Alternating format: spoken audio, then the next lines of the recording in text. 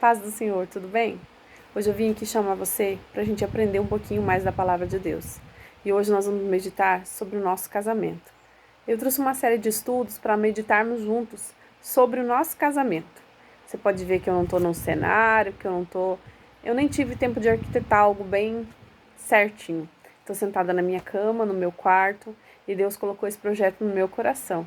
Então eu te convido para fazer parte, para que o nome de Deus seja glorificado, a tua vida seja mudada e a minha vida seja mudada pela palavra de Deus.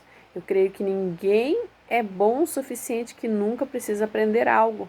Não importa quanto tempo você tem de casado, quanto tempo você tenha mais que eu, quantos anos de crente você tem, mas é o Espírito Santo que vai nos moldar e nos ensinar. E a palavra é o nosso manual disso.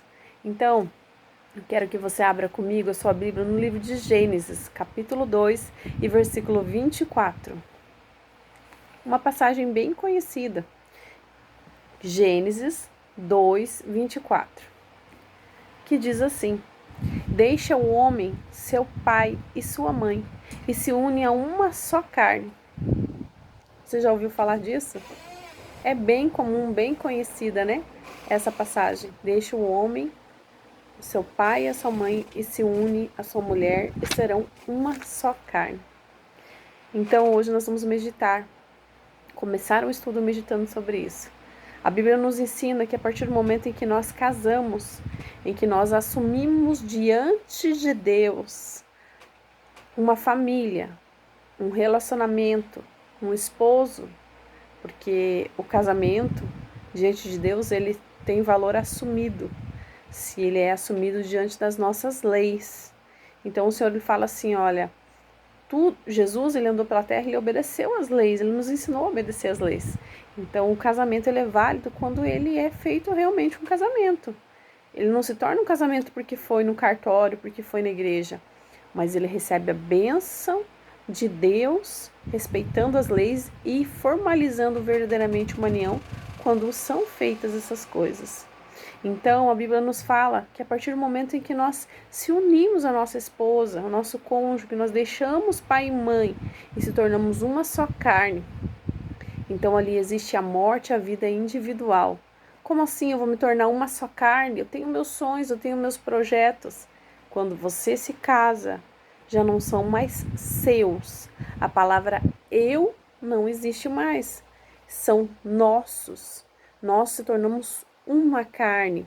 Então os meus sonhos, os meus projetos, eles têm que se adequar aos sonhos e projetos do meu cônjuge.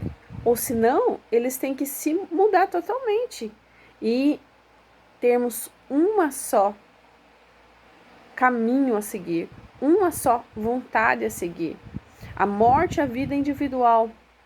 O elo que Jesus nos ensina a ter com uma só carne, com o nosso cônjuge, ele faz com que nós tenhamos completamente uma junção, não só de corpos, mas de mente e coração. Então, nós caminhamos agora não mais sozinhos e não mais para a nossa vontade, mas como uma só carne. Primeiro de tudo, você tem que convidar Jesus para o seu casamento. Ah, mas eu casei na igreja, eu tenho isso, eu tenho aquilo, eu frequento a igreja. Mas você já convidou Jesus para te direcionar, para te ensinar no seu casamento? É diferente. Você já perguntou para Jesus antes de você tomar decisões? É diferente. Então, nós vamos começar um estudo falando sobre os 5 sentidos no casamento. Nós sabemos que temos 5 sentidos naturais, nós, seres humanos, qualquer um de nós. E, lógico, que existem pessoas que têm faltando algum desses sentidos e elas aguçam outros. Os 5 sentidos naturais nossos são visão, audição, olfato, paladar e tato. 5 sentidos naturais. Então, nós vamos trazer esses 5 sentidos para a nossa vida emocional, espiritual e conjugal. O que esses 5 sentidos são na nossa vida espiritual, emocional e conjugal? Hoje eu vou trazer para você sobre um primeiro sentido, que é a visão. A visão, o que é a visão? É enxergar, é ver, é estar olhando. Você vai para algum lugar, se você não estiver vendo, Se você não tem uma deficiência, como eu disse, se você não nasceu com uma deficiência ou desenvolveu uma deficiência, você não tem esse tato de aprender a se direcionar sem estar enxergando. Se você é uma pessoa comum, você precisa da visão. E se nós andamos com uma visão distorcida, nós caminhamos para lugar nenhum. No nosso casamento não é diferente. Se nós não estamos olhando para a mesma direção, nós vamos ficar igual um burrinho de carga, que um puxa para lá, outro puxa para cá, e ninguém chega a lugar nenhum. A Bíblia nos diz assim, em Amós 3:3, andarão dois juntos se não estiverem em acordo?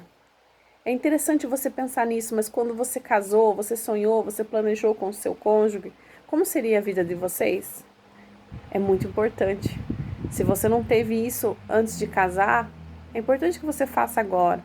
Você sentou e falou assim, olha, eu acho que a maneira correta de criar os nossos filhos é assim, assim, assim. Eu acho que nós devemos trabalhar e conquistar para fazer isso, e o seu cônjuge vai falar, não, eu acho que é diferente. Então, essa visão, ela precisa ser encontrada. Qual é a direção que vocês vão tomar? Às vezes, e 90% das vezes, a visão dos cônjuges é muito diferente. E eles não conseguem caminhar juntos. Porque um almeja uma coisa, olha num sentido de uma coisa e o outro olha em outra. Por exemplo, você está sonhando em ser sua casa própria. Você está orando pela sua casa própria, você tem um sonho, a tua visão é chegar até a casa dos seus sonhos. E o seu cônjuge está sonhando em ter um carro zero.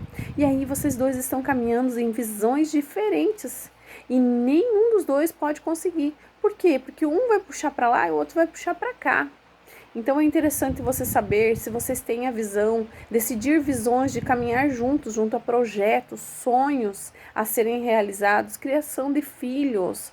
Ah, eu acho que o meu filho ele tem que aprender por si só. Eu nunca levei uma palmada, então eu não vou dar uma palmada no meu filho. Outro já veio de uma cultura abusiva e acha que se não bater não vai funcionar. Vocês vão ter que descobrir, diante da palavra de Deus, qual é a visão correta. Vocês vão ter que descobrir qual é o caminho que vocês querem trilhar para chegar nos lugares. Porque senão vocês vão ficar guerreando entre si e não vão conquistar nada. Isso no mundo espiritual, no mundo emocional e no mundo físico. Vocês não vão conquistar nada se vocês não tiverem a mesma visão, se vocês não andarem em acordo. Um dos maiores causadores de problemas dentro das famílias é visões diferentes. O choque que se dá entre duas culturas, duas criações de marido e mulher, que vieram de famílias totalmente diferentes e agora tem que saber andar juntos.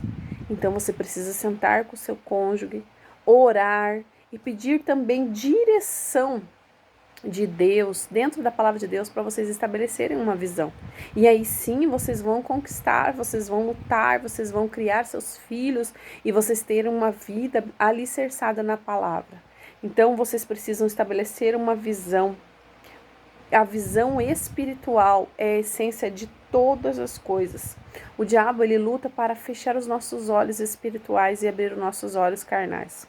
Quando nós passamos a achar que a vida da gente é só conquistar material, a vida da gente está focada só nesse mundo aqui que nós enxergamos, a nossa visão espiritual está fechada. A nossa visão espiritual ela está parada, trancada, porque o nosso mundo ele não é só isso aqui que nós enxergamos. A nossa vida não é só isso aqui. Nós precisamos de coisas carnais, nós precisamos de dinheiro para pagar conta, nós precisamos para cuidar de casa, tudo isso. Mas a nossa vida ela não pode ter só essa visão. Então vocês precisam decidir qual é a visão espiritual de vocês, o que vocês almejam, aonde vocês almejam chegar, para onde que vocês estão enxergando. A minha visão espiritual, a visão espiritual do meu marido de primeira base é ganhar almas, é chegar no céu. Essa terra aqui não é o meu lugar. Apesar de ter muitas visões aqui nessa terra de coisas a conquistar e sonhar, não é o primeiro lugar da nossa vida. Tudo que está aqui. Tudo que está aqui. A nossa visão espiritual tem que estar focada no reino dos céus. A palavra de Deus diz em 1 Coríntios 2,14: Ora, o homem natural não compreende as coisas que são do Espírito, porque lhe parece loucura, e não pode entendê-las, porque elas se discernem espiritualmente. Então, aonde os teus olhos estão focados? Será que eles estão focados somente em coisas? Pessoas não conseguem manter um relacionamento porque elas nunca estão satisfeitas.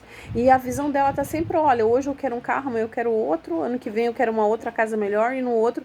E elas se sentem totalmente frustradas porque só estão enxergando aquilo ali.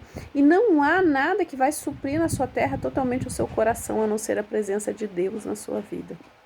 Então estabeleça a visão, cultue junto com seu cônjuge, adore a Deus junto com seu cônjuge, olha para onde vocês estão caminhando, qual é a criação dos filhos de vocês, o que vocês estão deixando delegado para a família de vocês.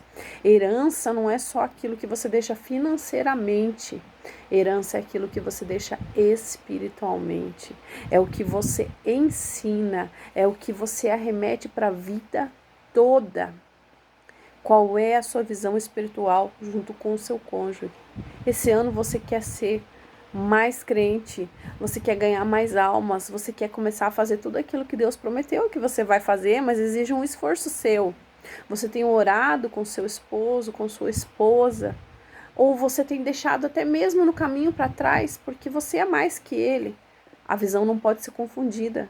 Existem pessoas que usam o próprio ministério para pisar no outro, usam o próprio caminhar para humilhar o outro. Eu sou usado, você não, porque você não prega para o seu cônjuge, então você não é como eu sou melhor que você. Vocês são uma só carne. E se mesmo que um pregue, o outro não prega, o outro intercede, o outro ora, vocês dois são dependência de ministério total. O ministério do meu cônjuge, ele é 50% meu. E se eu não faço a minha parte, se eu não oro, se eu não busco, se eu não vigio, eu arrebento com ele. E vice-versa, ele arrebenta comigo. Então, qual é a visão espiritual? O que vocês almejam?